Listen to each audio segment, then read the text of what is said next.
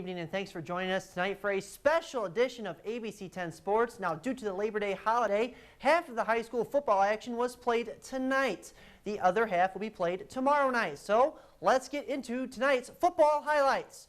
Two teams looking for their first win of 2012, Houghton and Westwood met up in West Ishpeming.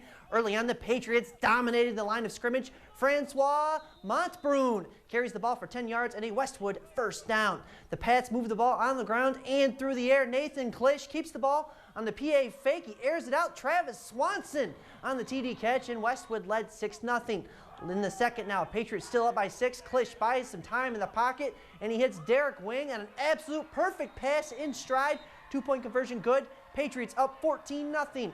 Later in the second quarter, Francois Montbrun again punches it in for a touchdown, and Westwood wins 36-0 tonight over Houghton. From Westwood to Lance, we go to 1-0 teams, West Iron County and the Purple Hornets of Lance meeting up in Westpac action. Lance started with the football, 3rd and 10 from their own 20. Jacob Ostermeyer looks for somewhere to go, but Chaz Johnett takes him down for the sack. Lance would punt, no score after 1. Second quarter, still no score. The Lance defense makes its presence felt. Andrew Peterson's pass is picked off by Brandon Keppinen, who returns the pick inside the Whitecons' 20-yard line. A short time later, Ostermeyer gets time this time and finds Jimmy Veeker from 2nd and goal, 6 yards out for the score. 2-point conversion good, 8-0 Lance.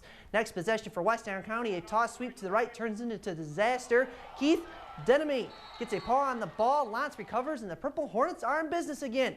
1st and 10 from the Whitecons' 24. It's Veeker in a toss sweep, sheds the tackle, cuts upfield, and scores his second of 2 TDs on the night. Lance led 16-0 at that point. And look at the Purple Hornets, everyone. They're 2-0 on the season. They win tonight 40-20 over West Iron County.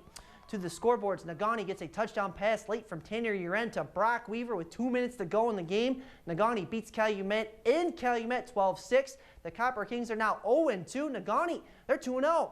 Iron Mountain rebounds nicely, a 45-21 win over the Model Towners. Forest Park wins a high-scoring affair, 35-22 over Norway. The Munising Mustangs fall to 1-1 on the season as the Jets win big at home, 36-12. Well, speaking of winning big, Mansalona did that in Rudyard tonight, 49-6. Rock Mid-Peninsula also wins big by 30 over Brimley. And the defending 8-man state runner-ups, the Rapid River Rockets, win 54-14 over Posen. Back to the highlights, the Eskimos hosted downstate foe Traverse City Central. Trojans running back Joe Shepperly had himself a ball game, especially in the first half. Here from 6 yards out, he finds the pay dirt, and it's 7-0 Traverse City Central. Later in the first, the Trojans continue to move the ball on the ground. TJ Schwanecki finds the promised land from 20 yards out, and TCC double their lead, 14-0. Back to Shepperly. He scores again on a run, this time from 11 yards out. And the Trojans led 21-0 after 1 quarter. In the second, Escanaba looking for any kind of momentum, won't find it here. David Fallish taken down by a host of Trojan defenders. Later in the second, Fallish would keep the ball on the QB draw, and he would have to leave the game here with an undisclosed injury. After defeating Alpena last week, Escanaba takes one to the chin this week to the hands of Traverse City Central. Final score, Trojans 50, the Eskimos 6. In Sheboygan is where we found Marquette tonight. First quarter, the Redmen quarterback Zach Sherbanaw hands off to Brett Pallas, who not runs but pass to Brett Beauchamp for the touchdown. Marquette leads 13-7 on the trick play, nicely called up there by Dave LaHillier. Now kicker Max Bednarik would step up, and yes sir, the extra point is good through the uprights. Marquette up now by 7, 14-7. Sheboygan quarterback Damon Proctor here. Looking for some answers. He'll find one with his running back Ben Pearson, who runs the ball down the field and out of bounds to stop the clock late in the first half. Then Proctor, next play. What do you think he's going to do? I don't see a pass coming. It's another run. Guess who? Pearson finds the hole and runs the ball smartly out of bounds, and that would stop the clock again. A couple ticks left on the clock.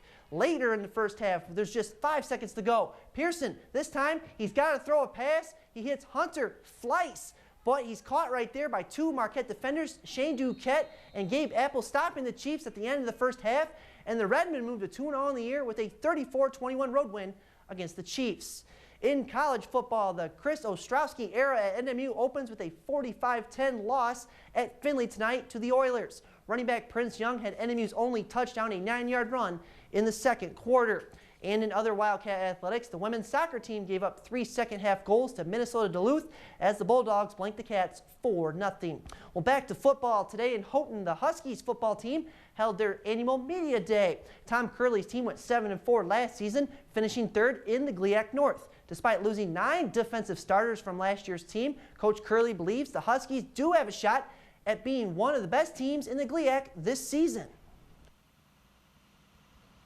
We've tried to establish that we're one of the top teams in our league. I think we finished in the top 5. I want to say 7 of the last 8 years. We've only had 1 losing season in the last 10. So, we feel that we're a program that is going to be solid every year. We've been 3 of the last 4 years. We've gone into the last Saturday with a chance to possibly play in the national playoffs, and that's something that that we want to try to continue. We set our goals pretty high. We aim to win every single game, but you got to take it 1 week at a time. You got to be tough, and you got to play smart football. The Huskies open up their season next week, September 8th at home against Tiffin. And welcome back. Now from as far north as Calumet and from as far south as Escanaba, cross-country teams from all over the Upper Peninsula met up in one central location today to see whose team stands out early on in the season. Presque Isle Park was the site of today's Marquette Invite Challenge, and it was a beautiful day on the shores of Lake Superior. The boys ran the first varsity race, and after a restart, all the runners took off on a sprint toward the woods of Presque Isle Park. And after 1 mile, Andrew Stenberg from Escanaba had Daniel Kulis from Kingsford right in his rear view mirror. However, after the runners disappeared for a second mile, Stenberg had pulled away from the field, and Andrew coasted to the finish line, coming across the line in 17 minutes 5 seconds.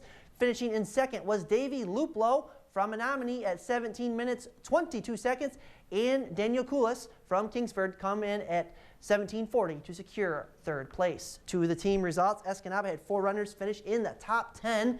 They win the boys' meet. Menominee finished in second, followed by Calumet, Kingsford, and Marquette, rounding out the top 5.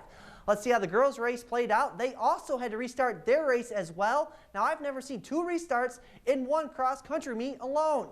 The girls, they were also sprinting down the straightaway to start. When we caught up to them in the woods, Marquette freshman Lindsay Rudden was all by herself in the lead. The freshman ran her first mile, and get this, 5 minutes, 25 seconds. That's awfully impressive. On to mile number 2, Lindsay still had a very big lead, and Marquette head coach Dale Phillips encourages his young runner to just keep going. And she would, all the way to finishing in first place with a time of 19 minutes 46 seconds. Tara Killinan from Calumet finishing second at 20 minutes 14 seconds, as we see her on the screen. And Cameron Burmeister from Menominee finished in 3rd. On to the team results, where Calumet wins the girls' race with all 5 of their runners finishing inside the top 15. The Radettes finished 8 points back in second with 45, followed by the Maroons in 3rd. Escanaba and Gladstone finished in 4th and 5th, respectively. Quickly to high school tennis, a few matches took place earlier today. It was a great day to be a team from the GNC, as both Marquette and Kingsford get 7-1 wins over teams from the Mid-Penn. To volleyball, UNT Trout Creek needed 4 sets to get by Bessemer 3-1. Superior Central shuts out Big Bay de Noc 3-0. Norway also with a shutout tonight against Westwood in 5 sets. Iron Mountain beats Negaunee 3-2. The Mountaineers also blanked North Dickinson, and no score to report from the Negaunee-North Dickinson match. And Forest Park wins in 3 sets against Spark River Harris. Rapid River and Menominee's volleyball teams were also victorious this evening. Back to the pigskin. Green Bay finished up their preseason schedule against Kansas City at Lambeau. Cedric Benson recently named the starting running back for the Pack. Green Bay's first play from scrimmage here. Rogers hands off to Benson. The ball comes loose, but the Packers would recover. Benson finished with 4 carries for 11 yards. Later, Aaron Rodgers finds Greg Jennings for a short gain. Rodgers' only completion of the night. He threw just 2 balls. Green Bay, though, wins 24-3 tonight over the Chiefs.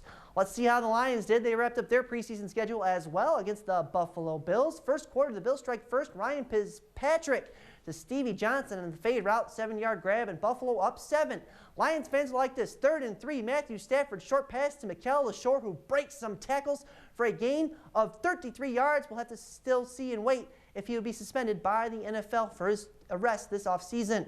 That ties the game at 7 apiece here, as Matthew Stafford would find Megatron Calvin Johnson, and the Lions would go on to win a wild one in the Motor City 38-32.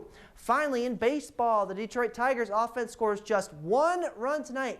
None last night, one tonight. Doesn't matter. The Kansas City Royals win again 2-1. The Tigers were swept by the Royals. However, Baltimore does win today over the Chicago White Sox, so Detroit remains just 3 games back of the White Sox in the division. The Tigers return home tomorrow with a critical, and I mean critical, 3-game series against the Chicago White Sox. And that's going to do it for this special edition of ABC 10 Sports. Nightline is on the way next. Have yourselves a good night, everybody.